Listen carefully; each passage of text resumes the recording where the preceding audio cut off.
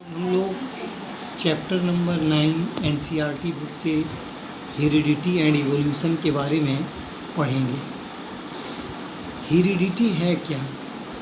Heredity का मतलब है ट्रांसमिशन ऑफ कैरेक्टर्स या traits from the parents to their offsprings. इसका मतलब ये हो गया, ट्रेट्स का मतलब होता है कि जो पेरेंट्स हैं ना, मदर एंड फादर, उनके द्वारा जो गैमेट्स उनके कुछ ट्रेट्स होता है। जैसे मान लो कोई लंबा है, काला है, उसके बाल घुंघरैला हैं, आँखें ब्लूइश कलर की हैं, कान का बनावट, नाक का बनावट, ये ट्रेट्स हैं। तो इसका जो ट्रांसमिशन होता है बच्चों में, दैट इज़ हेरिडिटी। और ये होता कैसे है? तो आप देखोगे ये जो मेल पेरेंट है, ये फादर जो है, ये क्या प्रोड्यूस करता है? Male gamete. इसे हम मेल सेक्स सेल कहते हैं इसे, और स्पर्म के नाम से भी इसे जानते हैं। कि फादर ने क्या प्रोड्यूस किया? Male sex cell. और मदर ने क्या प्रोड्यूस किया? फीमेल गैमेट या फीमेल सेक्स सेल या ओवम या एग भी इसे कहते हैं। तो मदर और फादर सेक्सुअल रिप्रोडक्शन में फादर ने मेल गैमेट प्रोड्यूस किया और मदर ने ओवम एग प्रोड्यूस किया। अब जब फर्टिलाइजेशन होगा तो होगा क्या? जाइगोट बनेगा, यानी ये मेल फादर का भी ट्रेट और फीमेल यानी कि मदर का ट्रेट उसके बच्चे को मिलेगा। तो ये क्या है एक्चुअली? तो एक्चुअली क्या है? Hereditary information is present in the sex cells. ये जो सेक्स सेल्स हैं, ये हेरिडिटरी इन्फॉर्मेशन जो इसमें मौजूद है। गैमेट्स क्या करता है? Constitute the link between one generation and the next. ये जो है लिंक का काम कर रहा है एक जनरेशन से दूसरे जनरेशन में। और दूसरा transfer of traits to the offsprings. जो बच्चे हैं उसमें जो है ट्रेट्स का ट्रांसफ़र करता है। तभी तो बच्चे आपको करीब करीब माँ बाप के जैसे दिखाई देते हैं। देखो, इन सेक्सुअल रिप्रोडक्शन ट्रेट्स का ट्रांसफ़र तो होता है, लेकिन क्या होता है? आप देखोगे जो बच्चा होगा वो माता पिता के एकदम समान नहीं होगा देखने में। आप देखोगे उसके कॉम्प्लेक्सन में अंतर आएगा, टाइप ऑफ हेयर में आएगा, कलर ऑफ आइज में आएगा, shape of nose and shape of chin में आएगा। तो हम कह सकते हैं the differences in the characters और traits among the individuals of a species is called variation. तो इन सेक्सुअल रिप्रोडक्शन में क्या होता है कि दो इंडिविजुअल्स इन्वॉल्व होते हैं और उसके कारण क्या होता है? दोनों में वेरिएशन होता है। जैसे यहाँ देखो, in most of the people क्या होता है? ज़्यादातर लोगों में the ear lobe is hanging and it is called free ear lobe. यहाँ देखो, इस बच्चे का ईयर लोब फ्री है और इस केस में अटैच्ड ईयर लोब है। तो ये वेरिएशन आया कहाँ से? तो पेरेंट्स ने क्या किया कि जो है ट्रेट्स का ट्रांसफ़र तो किया, लेकिन पूरी तरह से ट्रांसफ़र नहीं किया। कुछ न कुछ वेरिएशन हो जाता है in case of sexual reproduction में। आप जैसा कि जानते हो, रिप्रोडक्शन 2 टाइप्स के होते हैं। आप पढ़े हो पीछे क्लास में, एसेक्सुअल रिप्रोडक्शन और सेक्सुअल रिप्रोडक्शन। ये सेक्सुअल रिप्रोडक्शन में क्या होता है?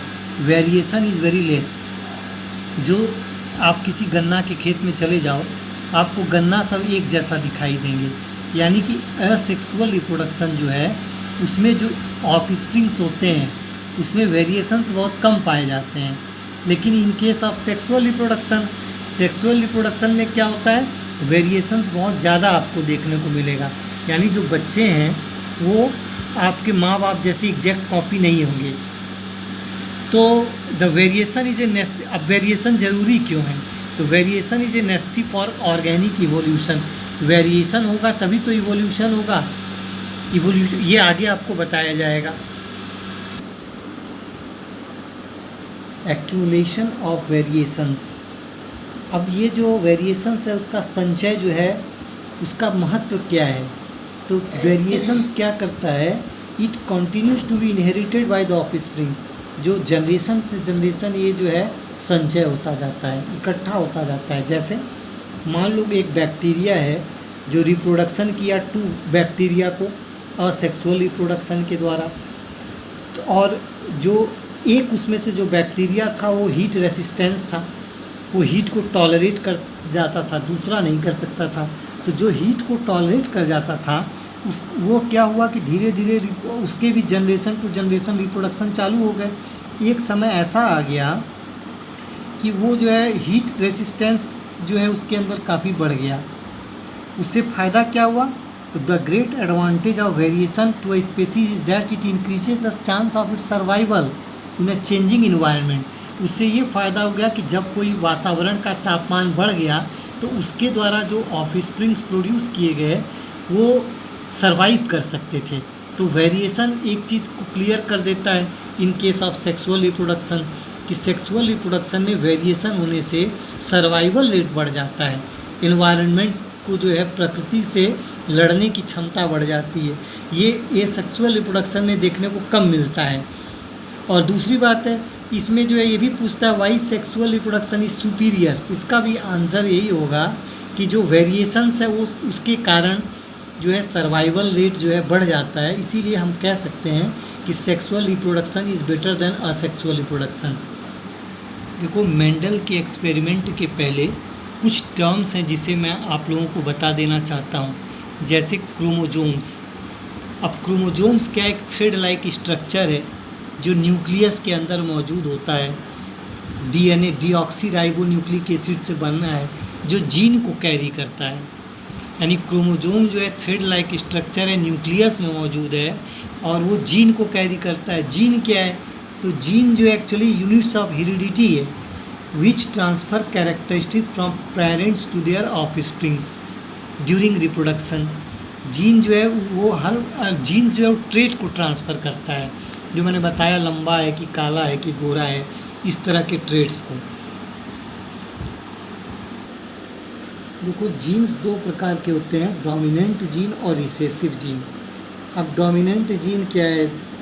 The gene which decides the appearance of an organism, जो डोमिनेट करता है, जो